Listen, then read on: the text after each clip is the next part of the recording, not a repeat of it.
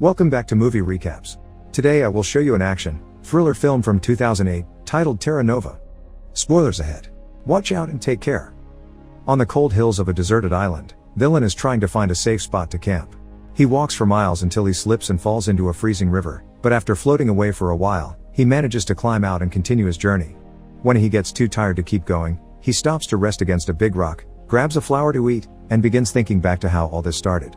Dylan is in jail for life for the assassination of 6 men, when one afternoon, he's taken to see the prison governor, who asks him what he dreams of. He isn't the only person going through this. Various of his fellow prisoners are also being called to the governor's office and are asked the same question. Moriak says he wants to see the sea, Yakut wants to witness the war against China, Obazyanka won't speak, Abazian wants to work in this prison and be a governor, Tolya wants to follow the progress of the space station, and Sipa wants to see women again, but Dylan's answer is never shown. The governor tells them they've been selected to be transferred to a penal colony, and shortly afterward, all prisoners are boarded into a ship. Just like in the actual prison, the prisoners are divided into groups and put into cells, although Abazian acts like he is the boss and even kills a man to take his bed. When the hatch is finally closed and the boat takes off, the prisoners start panicking, thinking this has all been a trick to let them die at sea. As the men begin getting violent, Dylan remembers a conversation he had with Sipa back in prison. Sipa has some severe mental issues and would always draw on the wall and talk nonsense, but that day, he mentioned heaven and hell not having any seats left and a third purgatory-like place being prepared for people like them. Julien had thought it was more of his usual nonsense back then, but he's starting to see the merits of it now. After a while, everyone calms down and tries to spend the trip chit-chatting and eating, but in the middle of the journey, a gang escapes from one of the cells, looking for their compatriot. Abazian pretends to negotiate at first only to kill the man they're looking for, causing a riot to start. Prisoners on both sides begin hitting and killing each other through the bars except for Starry, an old man that stays behind praying. The fight doesn't last long though. The guards quickly arrive and after stopping them with a warning shot, they throw a sleeping gas grenade to knock them all out. Eventually, they make it to a deserted island, where the prisoners are put into numbered handcuffs and left at the beach so they can listen to what Mr. Olafsson and Marta, the heads of the Terra Nova project, have to say. Since the death penalty has become illegal in all countries, prisons have been running out of space to hold such a large number of criminals, which is why the Russian government has offered this land to start this project, funded by some international organizations. Starting today, the prisoners are colonists living under their protection, and everything they need to survive is being provided, including food that should last 3 months.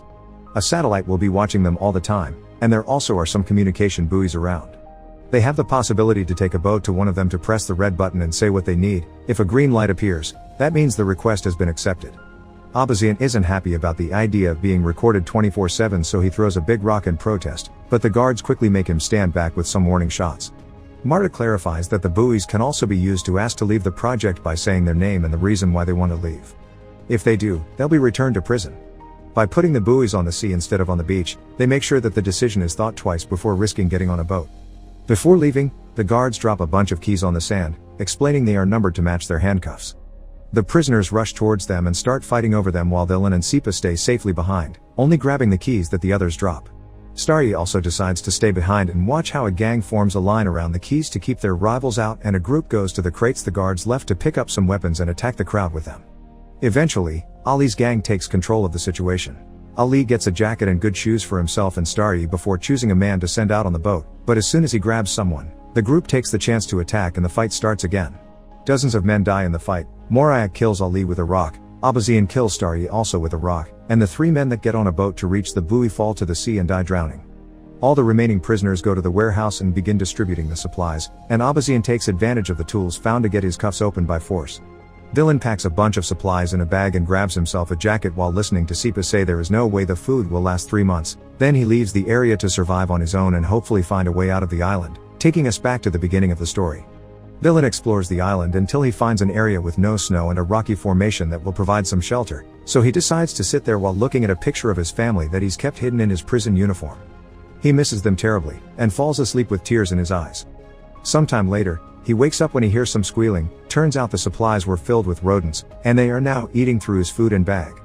When it starts raining, Dylan finds shelter under the rock formation he saw before, getting a fire going for warmth and heating some water. After it stops raining, he catches a bird and roasts it over the fire. That's when Sipa finds him. As he chit-chats with him, he tries to steal his knife, but Dylan sees him and takes it back. Sipa offers some salt he had with him and his help in exchange for some meat, which Siling accepts, so Sipa goes to pick up more wood and sees the family picture on Dylan hung on the rocks, which makes him blow a kiss at Dylan's wife. Afterward, They share the bird, and when they're done eating, Sipa walks to the edge of the cliff, explaining he doesn't jump because he's too afraid. He asks Dylan why he won't die either, and Dylan explains it's because of his family. They're dead and he wants to be buried next to them, which can't happen if he dies on the island. The two men fall asleep, and when Dylan wakes up, he finds Sipa has stolen the picture to use it as inspiration for his debauchery. Furious, Dylan beats him up and pushes him off the cliff, but Sipa doesn't die because he doesn't fall into the ocean. He drops on a hill right underneath. But even after this disagreement, the two of them travel together as they explore the island. Sipa easily amuses himself with the trash he finds in the water while Dylan tries to fish, but the only living being they find in the water is some sort of aquatic centipede, which freaks Sipa out. While looking around, Dylan is shocked to suddenly find part of a seaplane among the rocks. It only takes going a bit farther up the hill to find the entire plane, which gives him a bit of hope because he used to be a pilot and would be able to fly it. However, two men aren't enough to move it, so for now, they go back to their shelter. Dylan starts a fire with some matches he had grabbed at the warehouse, but there's something in them that creates a very toxic smoke. He moves away from the fire and drags a sleeping Sipa with him, who at first won't wake up. It takes a few shakes from Dylan for him to finally regain consciousness, but his mouth only continues to spout nonsense, and Dylan realizes the cold will kill them any minute now. The two men decide to go back to the base and see if they can steal some coal. Back in the base, life hasn't been easy for everyone. Abazian and his gang are in control and keeping a routine while sharing the supplies, and Abazian even asks them to call him governor. But they keep anyone that isn't in their team inside the barracks. They only allow them to come out to have a walk in an enclosed area, similar to real prisons, while Estonitz yells at them from the watchtower. When they're sent back, they need to run because whoever is last gets killed to be used as food later. Dylan and Sipa manage to reach the coal box and find the remains of a fire. After walking for so long, they're almost freezing, so they can't help laying down next to the fire and falling asleep. But Sipa wakes up quickly when he hears some noises. The gang is coming over with their latest prisoner for roasting. He runs to hide behind a rock, but Dylan is still out there, so he comes back out to rescue him, but he isn't fast enough and Abazian's men find them and capture them. The two of them are taken back to base, where Abazian tries to decide what their punishment will be for having run away with supplies when they arrived. Yakut tries to remind them that they were on their side during the ship fight, causing Estonitz to insult him for trying to meddle. Yakut replies by hitting him, and this causes the whole gang to team up to hit him in return, earning Yakut a place in the barracks with Dylan and Sipa. They walk around for a while, and when Estonitz announces it's time to return, Dylan stays behind, but Sipa comes back from him and drags him inside with him. They can only watch as the last standing man is captured and tied to a pole, begging for some water as his last wish, so Sipa takes pity on him and brings a cup to his lips before he is killed. Later, before going to sleep, the group discusses the possibility of rebelling. They're unsure because it may be dangerous, but Shram convinces them it's worth trying. The next morning, Tolya shows Abaziankat that he's installed a secret trap in his workshop to catch any potential thieves. After the group takes his daily walk, Estonitz tries to get them back inside to get the usual game going, but only two men run. The rest stand back and come together while Yakut throws a rock at Estonitz to shut him up. Dylan walks up to Abazian and offers him a deal. If he lets them go to the buoy and ask for food, he'll tell him the location of the plane he found. Abazian accepts and opens the gate to let them out. While Tolya and Dylan go with two other men on the boat, Abazian asks his men if they know anything about Dylan, and that's how he learns he was a pilot, that his family died in a plane crash, and he went to jail for killing flight dispatchers at the airport with a rifle. This crime was classified as murder in a state of severe emotional agitation, which Abazian thinks means Dylan has a guilty conscience. As soon as the boat is far enough, he orders the group to go back to the barracks, canceling his deal. Yakut tries to confront them, but he's immediately killed, so Abazian grabs one more man before declaring the game is on again. The group can only run back to the barracks since a fight would be a very bad idea because Abazian's men are armed. Meanwhile at sea, one of the men falls off the boat, but they catch him just in time and drag him back up. Tolya reaches the buoy and asks for help, but it's broken, and not even his tools will help.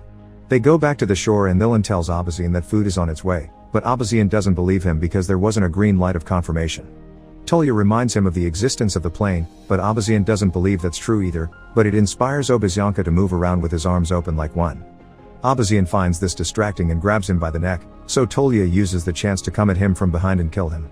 Two other members of his group, Amurbek and Ertsanov, kill the rest of their gang and watch Estonitz run away before they can catch him as well. They ask Dylan what to do next, and he asks them to free the men from the barracks because he swears food is coming and they just didn't see the light because it was broken. The men are skeptical about this and remind him now they have plenty of bodies to feed on later, but Tolya thinks they should be buried. Dylan reminds him about the plane as well, so Amurbek and Ertsanov finally accept. They free the prisoners and tell them they'll be waiting a few days for the food to arrive, but they won't be using each other as food anymore, so everyone needs to stay calm and cooperate. They'll also send a group to rescue the plane, which they'll put in a hangar they'll build and slowly repair it to escape later. Suddenly, Sipa interrupts their plans, claiming there's no satellite, while writing an SOS message using sand and 3 bodies. Sometime later, Estonitz returns to the base, and because of the new rules that say they need to keep the peace, they decide to ignore what he's done to them for now and share their food with him anyway. Villain guides a group of men towards the plane, and their moods greatly increase when they see he's been telling the truth. Together they take it apart for easier transport and carry the pieces back to base. Eventually, Marta arrives at the island with a bunch of guards. They use gas to keep the men away, but they do allow Villain come to talk to her and discuss the list of things they've requested. She's confused on why they're asking for gas, and he explains it's for the generators, which are supposed to be wind-powered but they don't work during the polar night. In truth, they want the gas for the plane. Villain takes the chance to ask why they didn't answer Sipa's SOS message, and Marta explains their satellite is of the infrared kind. They see heat, so they can locate people and stoves but not words. She also wants to know what people were doing so far away from the base some days ago, and he tells her they were fishing. They don't believe him because there's no fish in the area, so he lies again and tells them they've been eating those centipede-like creatures, which she finds very shocking. They also want to know how many of the original 206 colonists are left, which Villain finds suspicious because they should be able to tell with their satellite. He tells them 87 are left, and many are sick, but nobody wants to abandon the project and return to jail. Before Villain leaves, Marta tells him he has the right to one personal request, so he gives her a few sheets of paper asking her to provide the group well. Once the guards have left the new supplies, Villain and his men try the gas in the plane hidden in the hangar and happily confirm it does work. Afterward, they watch a new group of American prisoners arrive as the guards and Marta leave the island. These prisoners have a leader too, a very large man that Villain tries to shake hands with. The man doesn't take it, in fact, he hits Villain, which triggers a fight between both sides. The encounter is brutal and nobody hesitates to go for the kill, so Sipa drags Villain with him to hide him in the workshop. One of the Americans tries to follow them, but he falls on Tolya's trap and instantly dies.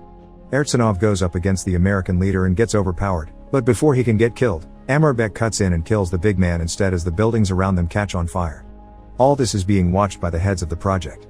When they realize the situation is finally out of control and that over 40% of the colony has been killed, Marta calls the central office and is told to proceed with Code Naked Island, which sends a bunch of guards to the island that shoots all the reminder prisoners while Marta burns Villain's letters. Luckily, a few men are still alive thanks to having hidden in the mountains or the hangar: Villain, Sipa, Ertsanov, and Tolya.